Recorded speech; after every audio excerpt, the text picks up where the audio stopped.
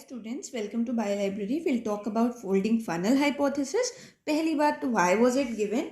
Basically folding, for the folding of your protein, and this folding takes a funnel like structure. मतलब if we'll track the folding ना, ऐसा नहीं आता, एकदम funnel नहीं आता, बहुत ज़्यादा आपका ऐसा लैंडस्केप बनता है, ऐसा कुछ लैंडस्केप बनता है, बस ऐसा, ठीक है.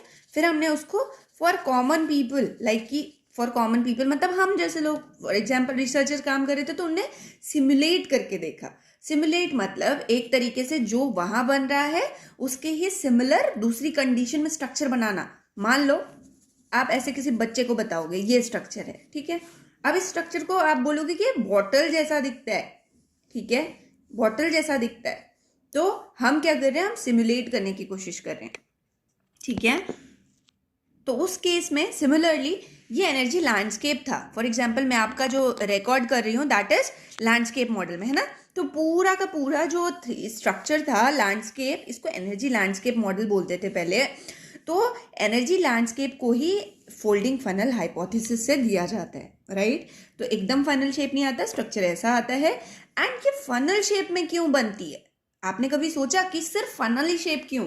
क्योंकि जो प्रोटीन है ना उसको एक तरीके से पुश किया जाता है कि बहुत जल्दी फोल्ड हो जाए, अदरवाइज अमाइलॉइड्स बनने का बहुत ज़्यादा चांस है या फिर मिसफोल्डिंग होने का बहुत चांस है.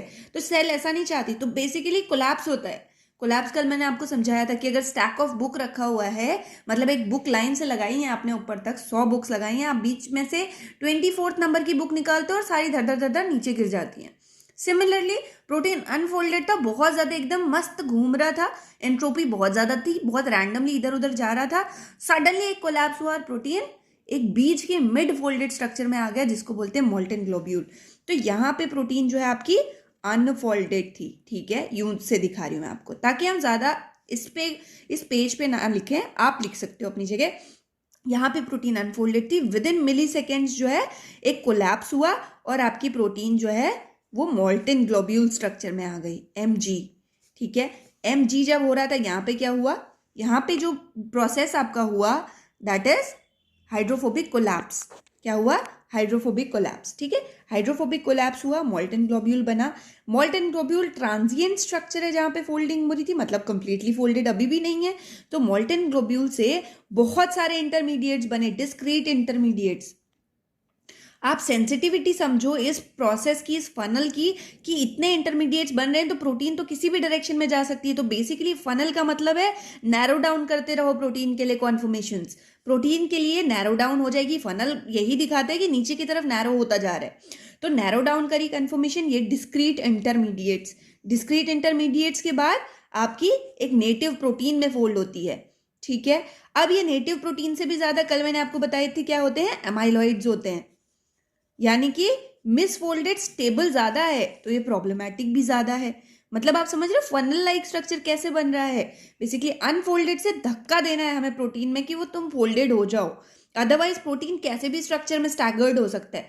तो हम उसे पुश कर रहे हैं. ये एक डायरेक्शनल हाइपोथेसिस है कि फोल्डिंग जो है ना उसमें आपकी जो सेल चाहती है या फिर आपकी जो सिस्टम है, इट डिमांड्स कि आपकी फोल्डिंग जल्दी से जल्दी हो, क्योंकि मल्टीपल कॉन्फर्मेशन है, जल्दी से अपना फाइनल कॉन्फर्मेशन ले, स्टेबल हो जाए, ठीक है. उससे भी ज़्यादा स्टेबिलिटी एमाइलॉइड्स की है. रीजन, प्रियॉन, सब कुछ मैंने कल आपको समझा दिया है. तो आप वाई एक्सिस पे लिखते हो एनर्जी, एंट्रोपी, मोस्टली इसे एंट्रोपी बोलते हैं बट क्योंकि एनर्जी लैंडस्केप था यहाँ एनर्जी भी लिखा जाता है. एंट्रोपी मतलब रैंडमनेस, बहुत ज़्यादा रैंडम, कम रैंडमनेस, कम रैंडमनेस, कम कम कम होती जाएगी रैंडमनेस, ठीक है. सिमिलरली यहाँ पे आते हैं आपके कॉन्फर्मेशंस. बस ये क्वेश्चंस आते हैं. BARC ने अभी तक टच नहीं किया है इस एस्पेक्ट को, लेकिन आपका CSIR टच करता है. बट मैं क्यों बात कर रही हूँ, क्योंकि अब फोल्डिंग फनल से क्वेश्चन आता है तो चांसेस आर कि फोल्डिंग फनल से क्वेश्चन आएगा. अगर आपको प्रैक्टिस करना है तो आप ऑनलाइन क्वेश्चंस देख सकते हो. वैसे I think this information is sufficient for your exams. कोई भी एग्जाम आप दोगे you should know the concept, you should know किसके बाद क्या बन रहा है और क्यों बन रहा है और फनल शेप में ही क्यों बन रहा है. So thank you everybody. With this जो भी मैंने आपको ओरल फॉर्म में समझाया था वो सब मैंने आपको इन दी फॉर्म ऑफ लेक्चर भी बता दिया. आई होप कि इसकी क्लैरिटी नेक्स्ट लेवल आ रही होगी आपको.